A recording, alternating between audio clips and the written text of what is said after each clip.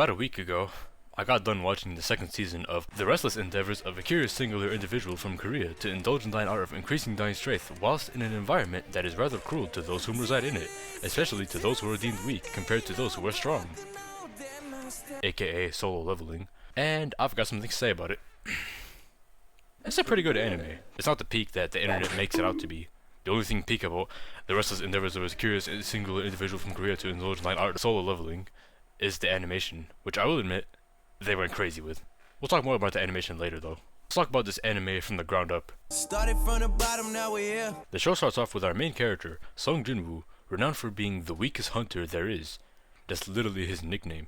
Or I guess was his nickname. Whenever he got into a fight, he was always injured, and Lee Joo-hee would always have to heal him. I bet y'all fake The Restless Endeavors of a Curious Single Individual from Korea to indulge in the art of increasing thine strength whilst in an environment that is rather cruel to those who reside in it, especially those who are deemed weak compared to those who are strong. Fans don't even remember who that is. Or most of the side characters. Okay, off topic, but there's this stereotype of solo leveling fans not knowing any of the characters besides Sung Jinwoo. I just want to know, like, how true is that stereotype? Let me know in the comments below. Anyways, she's a B rank healer who heals the party, mainly this guy. The world doesn't allow people to change ranks or become stronger, so if you're an E rank, which is the lowest rank, then cope, cry, deal with it. That's basically your rank for your entire life. The only reason he was still a hunter at that point was because he needed to pay the bills and pay for his sister's college. Oh, and also he was on a quest to cure his mother's eternal sleep. That's gonna be important later, I guess. Everything was this way until the double dungeon, where most of the party was killed and the other members fled the scene. The only person left was Sung Jinwoo, who got his leg cut off, so he literally could not leave his position. He was then killed and was given the option to play as Luigi, so he was like, "It's a Luigi time!" and got a second reawakening. He woke up in a hospital with a screen that was like a HUD, or HUD, or how do you pronounce? Is it HUD or HUD? I don't really know. Or hood. The hood. Called The System, which basically gives him missions and stuff to do for rewards, like in a video game. He gets his power level tested and turns out to be 10. An extraordinarily low power level. Gee, I'd probably have a higher power level than that. 10. A bunch of other stuff happens, and then we get to, hands down, the funniest scene in this entire show. まるでゲームみたいだ。At this point I was like, man, this is a promising show. I'm enjoying The Restless Endeavors of a Curious Single Individual from, and it would stay this way for a while. He enters his first gate and starts putting in work against some enemies. The goblins that make quick work of him are being The goblins that made quick work of him are being made quick work of themselves. Basically, he's beating the goblins. Then we got some mass shifts from Pokemon charging at him, and then they get defeated too. Then he starts leveling up, beating those enemies. That's when I realized why the show was called Solo Leveling. It's because Sung is the only guy who can level up. He's a solo person, trying to rise to the top in a world that's trying to keep him at the bottom. It's hype seeing a weak person become a stronger person. Like, what can I say? This is a great introduction to the series. We fast forward a bit until we get to the next important thing, when Jingwoo and this other guy, Yoo Jinho, an aspiring traveler who gets a bunch of cool stuff from his rich dad, as they encounter a totally trustworthy hunter team led by Hwang Dong-suk. They're basically like, "Hey man, if you carry all that stuff while we fight the dungeon boss, we'll give you a bunch of money." Clueless, Jinwoo decides to trust these kind gentlemen into the cave, where they basically abandon Jinwoo and Jinho and leave the boss fighting to them. I felt just as betrayed as they did when I watched that for the first time. They caught me off guard, and I bet it caught you off guard too, because I did what I could to make them as unsuspicious as possible. Anyways, Jinwoo was like, "I'll fight the dungeon boss, you can stay in the corner or whatever." And Jinwoo was like, "Nah bro, I got it." And then Jinwoo fights and kills the boss while Jinho is having an existential crisis. The guys from earlier come back to see the boss dead, and then Jinwoo finds out that they betrayed him and Jinho, so he gets the intention to kill them. And now that the system was like, "Do it bro," which was like the final push for him to go against his morals. Then we get the best fight in the whole show. It was not the best fight like animation wise, but it was the best in terms of impact and like importance. Here we got to see our main character change as a person. We got to see him go against his morals and do something his past self would completely disapprove of. We got to see him go from being an E-rank hunter, Sung Jinwoo, to being Hunter Sung. This is some great character development that takes place in the best fight in the whole show. After this, however, is when I started losing interest in the show. The main thing that attracted me to solo leveling was seeing the underdog come to the top. After that though, it was just about Guys, look how much stronger Sung Jinwoo is than everybody else. Look how strong he is. Look how cool he is. Oh my god, my goat, my glorious king, Sung Jinwoo, Sung Jinwoo. It became a power fantasy. Well, I guess it always was, but like the power fantasy-ness of the power fantasy is becoming more apparent, and was kind of underwhelming story-wise. I was expecting it to be something more than that, honestly. Anyways, my layman opinion out of the way, let's talk about the next important thing after the fight with Sung Jinwoo, if he was evil, and the reunion of the gang, except not really, because they depart from each other in the same episode. In episode 11, where he does a dungeon of his own. He goes into the dungeon where he fights knights with fights. Anyways, he goes into the dungeon where he fights knights with his fights. He he goes into he goes into the dungeon where he fights knights with frights. He fights for his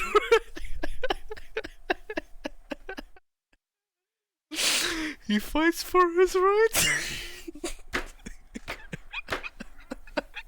Oh, and also there were mages who summon more knights. Igris the Bloodred shows up and proceeds to whoop your glorious king's imaginary crown off his head and makes him look like a Sung Jin fool.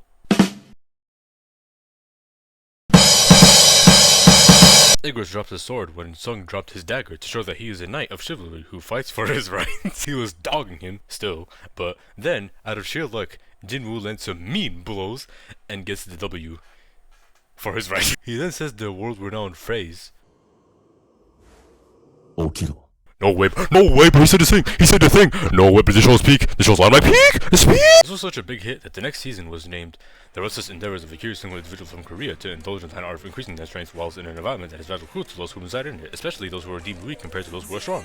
Awaken, you heathen, from the depths of the ever so cold darkness from which is cast from those whom reside in thy world of that living. Or, for short, Solo Leveling Arise from the Shadows, because the original title wasn't I'm 14 and this is deep enough. I ain't gonna lie, I like the first season better. The season was also good, I guess, but like, also the first one was better. We start off the season with Sung Jinwoo being invited to an adventure where people underestimate him, but then they're wrong. Same old. He arises the ice bears, and fails to arise the king ice elf that killed the other people. I guess you can't win them all. Then he was asked by Baek Younggoose of the whereabouts of the other people who went in the portal. He was like, they did. What do you mean they did? By they did, I mean they did. And he was like, oh, okay. Oh, and also I forgot to mention that Hwang Dong-soo, brother of Hwang Dong-sook, was also here because he was on a quest to get revenge for his dead brother. I didn't mention that before. Well, it doesn't really matter because he'll never meet Sung Jinwoo ever anyways.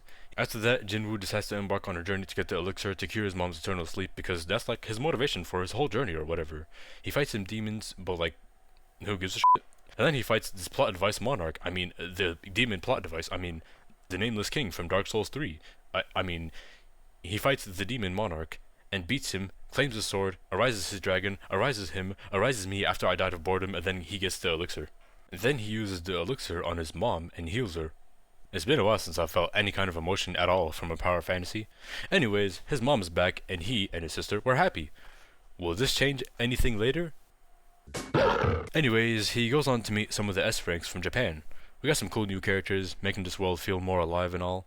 And the most promising new guy, this dude named Goto. I can't wait to see how strong he is at full strength. He's for sure gonna be stronger than the S ranks over here in Korea. Like one episode later, oh no! Bad news! The ants from the first episode of the first season have made a resurgence. The queen is giving birth to the Ant King in a sense that is totally different from Hunter x Hunter. I know you've probably heard this part of the anime be compared to Hunter x Hunter like so many times already, so I won't be comparing them since it's already been done to death. But fret not, the S ranks are here to— oh, I'm doing the voice. But fret not, the S ranks are here to prevent this from getting out of hand. Right? I like it, cut G. YOLO! I'ma need that!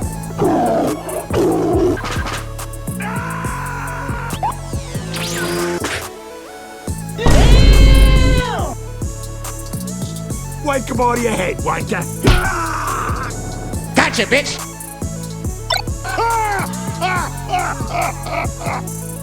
Oh no!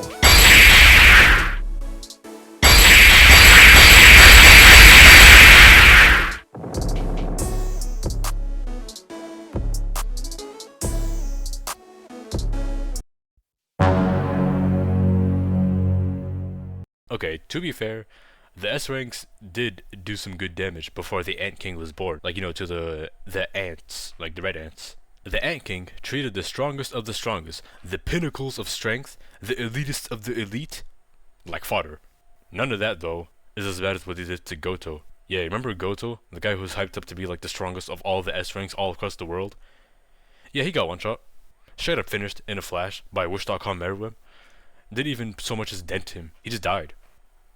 I was so done with this shit that like I was about to drop this whole damn show, bro. It was already bad enough that the show existed to glaze all Korean pop idol over here, but like to not even give the side characters a pinch of spotlight made me so disengaged that I forgot what was going on for a second. Like I was so disengaged, and maybe disengaged from the story too. Well, calling this a story is kind of an overstatement. Anyways, as the S rank frauds were getting wiped by the Ant King, Sung Jinwoo shows up like the aura farmer that he is and confronts the Ant King. Are you the king of humans? I'm gonna whoop your ass. And then they fight. And the fight sure was one visual show. Like, I'm gonna give him this. Like, A1 Pictures, y'all cooked with the animation. It felt like Beat Saber, but like the blue and red were fighting each other. Like, nah, I can do better than that. And then they were like fighting like, Beyblades. And then like Mega Man. Like, what? There was like a whole bunch to laugh at from this battle because I could not for the life of me take this fight seriously. The same creature that made everyone else look weak is losing to this guy who is also poisoned with a lethal poison that's supposed to immobilize him, but like, hey, remember, like the system, like, what I'm saying? Like, it made him like immune to poison, like, you know what I'm saying? The Ant King finds this match unwinnable, so he flees. Sung Jinwoo is like, hey bro, where you going? I know you're not trying to flee. So he chases him after him like Sonic the Hedgehog and slices him up some more. And then the king sends the army after Sung, but then Sung summons his shadow army that has no drawbacks, and that he can have up to infinite shadow people at his aid. There's no limit to how much he can have. There's no usage of mana for having too many guys out at once. The shadows are just as strong, if not stronger, than they were when they were alive. And unlike everybody else in this damn show, they can get stronger. Just like Sung Jinwoo. Well, more like they get stronger with him. Like, the stronger he gets, the stronger they get. Like, it's kind of like an XP share in Pokemon.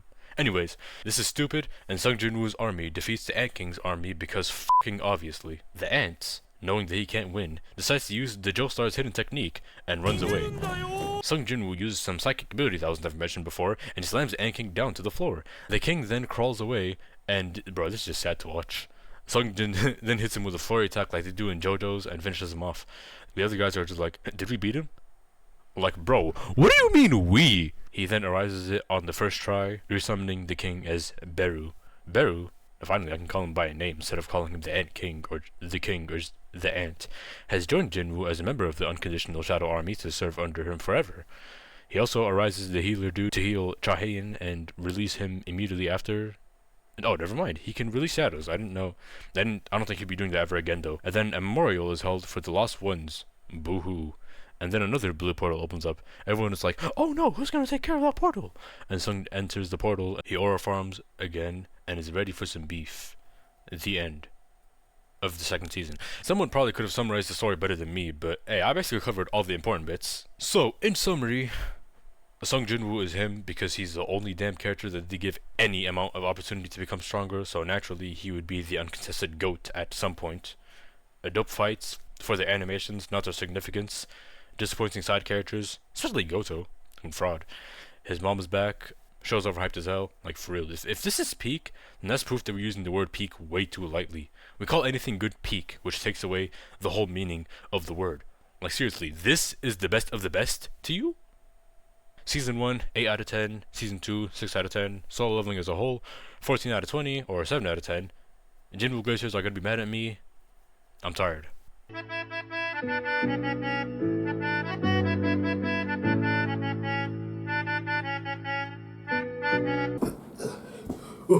Wait.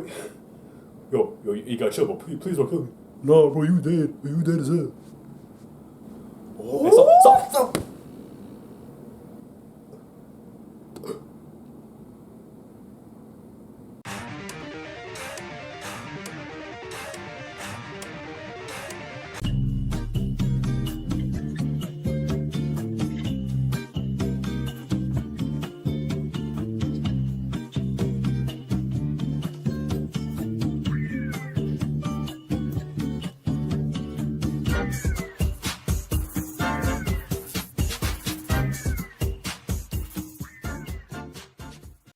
Should I call him Meruem from eBay or like Wish.com Meruem or like Meruem at home?